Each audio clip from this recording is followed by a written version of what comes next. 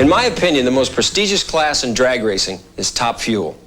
Now, these monster motors are capable of putting out 2,500 horsepower. They'll drive a car at speeds in excess of 260 miles per hour in less than 5.5 seconds through the quarter mile. Now, there's a man who's the best in this class, a man they call Big Daddy.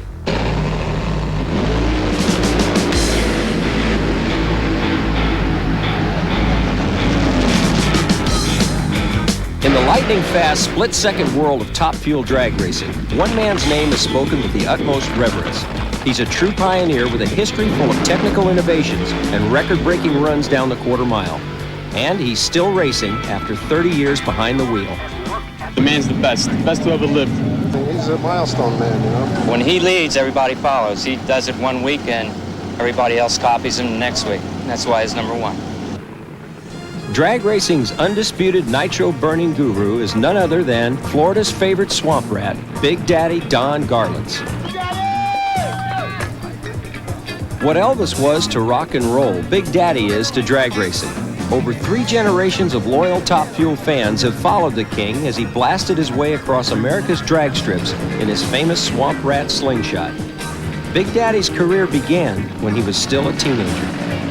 I didn't know anything about cars, but I had saved up enough money to buy a car, and it happened to be an old Ford was what we picked out. We raced on the street, and there weren't any drag strips at all then. It wasn't until 1950, June, that we actually had an official drag strip here in Florida.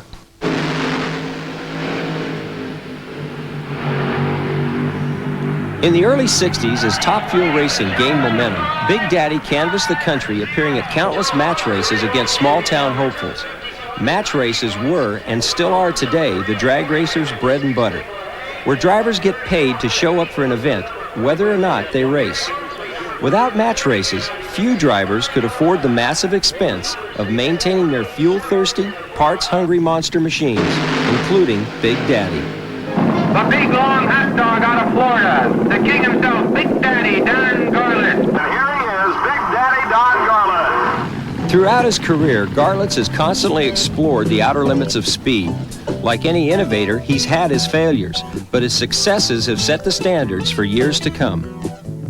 In the beginning, you know, I used to stretch the wheelbases out. I was the first guy that did that. I had bike tires, wheels on the front of them. I had port injection in 1959, and wings in 63 on airfoils over the cars in 63, and now there's some other things going on now that I'm doing, some aerodynamic work. Without a doubt, Big Daddy's greatest contribution to drag racing came soon after a tragic accident in his front-engine swamp rat. Garlits lost part of his right foot in the mishap, but astonished the drag racing establishment a year later when he raced the first successful rear-engine car.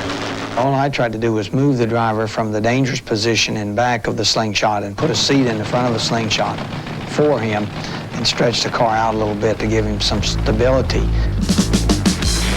It's a real fast action sport. The mechanical skill plays an important role in it, which I've always really liked the mechanical end of it more than the driving. Big Daddy's mechanical expertise has contributed largely to his record-breaking career. During a good year, Garlits will not only win half a dozen national events, he'll also break a few records in the process. He was the first drag racer to break the 250-mile-per-hour barrier, and many consider him the likeliest candidate to break 270. When it comes to piloting these 250-mile-per-hour, 2,800 horsepower missiles, few people attack the chore with such intensity as Big Daddy. What's his strategy? I concentrate on the lights, I stage the car, I go down to my yellow light that I'm going to leave on, and the world might be coming to an end for all I know, because I don't hear anything, I don't see anything but that light. I feel my machine running, I feel the engine through the chassis, and about the only thing that can break that concentration is something's happening to the engine. During that period of time, everything slows down tremendously. The run takes a long time for the 5.5 seconds to go by. To watch it, I watch the other drivers go down the track, and I sometimes wonder how they're able to turn the fuel shut-off valves and enriching, and they do all this stuff, shift, and all this, and it's just blink, blink, blink. You can look at your watch, it's nothing. Believe me, it's much longer than that in the car when you're actually doing it. Your mind can do funny things with time. Big Daddy's lifelong partner is his wife, Patricia. High school sweethearts, they've stuck it out through thick and thin, traveling the grueling racing circuit, running the country's only drag racing museum, and taking care of the daily business of a full-time racing career. According to Patricia, working together has its advantages. The greatest thing about our relationship is our togetherness. I don't know many married people that are together as much as we are, and the marriage survives and works well, but ours does. And what's it like being married to Big Daddy? I just say it never gets dull. It's always exciting. Exciting is also the word that best describes this high-decibel, ear-shattering sport, especially when Big Daddy races his old friend and rival, Shirley Muldowney, who's making a comeback after a recent injury.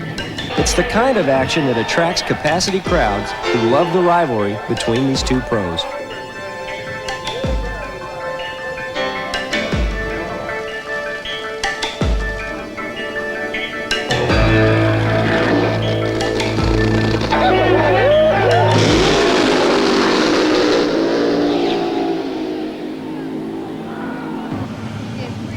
To call Big Daddy modest and unpretentious is an understatement. While most racers travel the top fuel circuit in million-dollar rigs, Big Daddy has maintained a low-key image. He's built his reputation on blood, sweat, and tears, and he credits his lifelong participation in drag racing to one thing. The fans is what have kept me in drag racing. I had actually retired from drag racing for all practical purposes, and the fans are what have brought me back. Their loyalty and their cards and letters and phone calls and standing up there in the stands screaming and hollering, clapping. If they were gone, I probably would be retired by now.